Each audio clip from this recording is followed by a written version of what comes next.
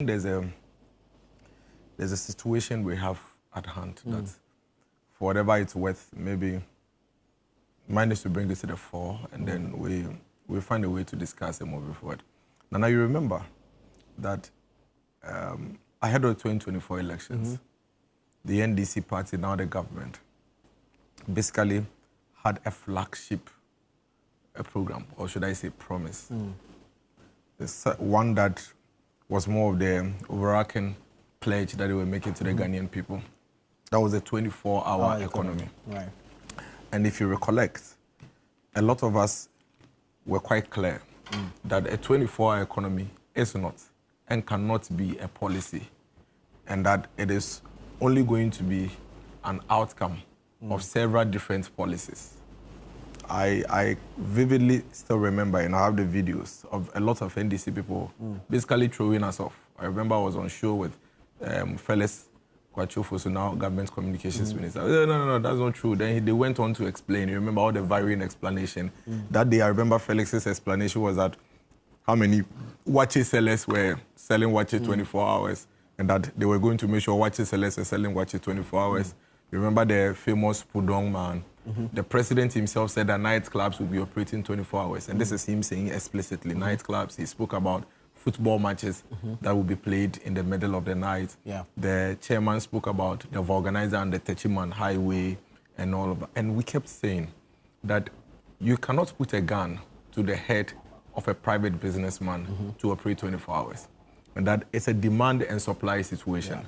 That if the demand requires that they operate beyond their normal 12-hour, 8-hour shift, they will do it to be able to meet that demand. Again, they chew us off. You also recollect that they explicitly stated two things that they think they will do immediately to activate it. One, they said that they are going to ensure that all private businesses that decide to run 24 hours will be given some utility, electricity, subsidy sort of. And they were quite specific on that. I remember that I even asked them how they're going to even implement that, because if, for example, today I produce water and I produce 10 boxes in my normal shift, and you tell me that if I operate from 6 p.m. to the next morning, you give me electricity at half, I will just decide to split my 10 boxes into 5 and produce 5 in the day and produce the other 5 at night and make money. So we always thought that you cannot artificially, execute that. Again, we said that they were creating the impression as if there would be 24-hour economy across the entire country. And we kept asking them, and we kept insisting.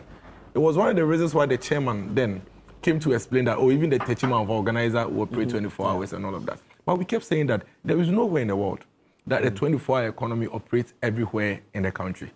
There is nowhere. Even in the most advanced worlds, go to the street of Washington. By 8 p.m., the biggest malls you can think of are closing.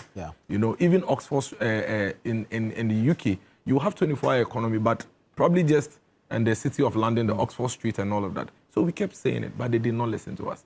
They've launched a document they call the 24-hour policy. And basically, the 24-hour economic policy is basically a footnote, simply a footnote of the Ghana Beyond Aid document.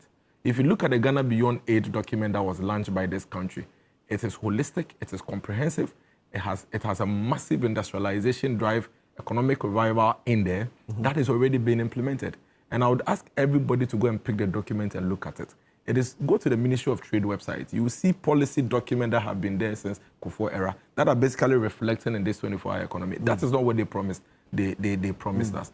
Look at the automotive industry that was activated in the past 6-7 years. 8 of them or more of them in this country, something we've never seen before. These are all things that are already happening. So you promise us heaven and earth, you come to office, and then you come and put together existing policies and existing documents and present them, a bureaucratic document, and present them to us as your policy for 24-hour economy. Let us be real. This is not politics. The fact that you give money even to a business does not mean that that business would automatically have to operate 24 hours. If the demand and the need for it is not there, and you even force them to operate that way, that business will collapse. So you have to come clear and clean and tell us that the 133 that you promised explicitly, that we should vote for you and that when you come to office you will implement, you simply are unable to do it. and that what you have launched is simply an industrialization policy.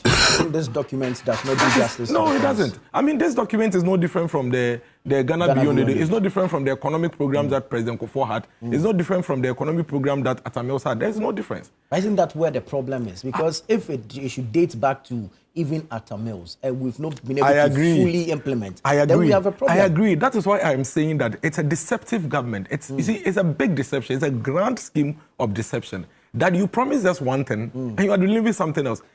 You see, what they have produced is exactly what we spoke about when they went about this country, making that unrealistic promise of 24-hour economy or with night clubs, with football clubs and all of that. That is the point we kept making. That before you be able to get an outcome of a 24-hour economy, you must stimulate the economy.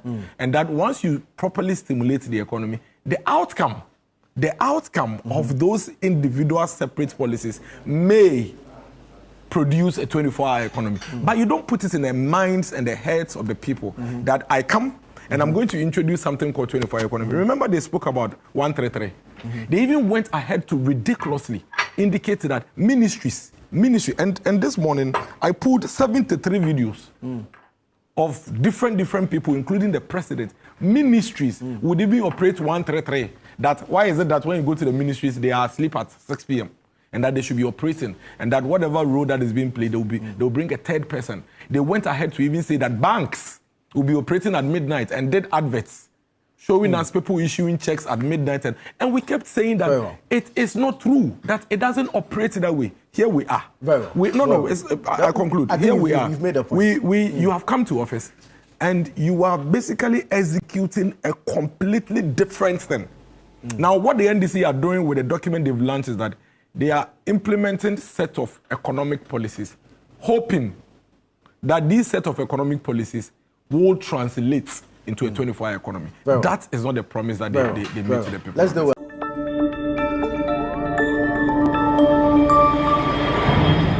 Citizen TV, Accra, Ghana. Citizen TV, the citizen's power.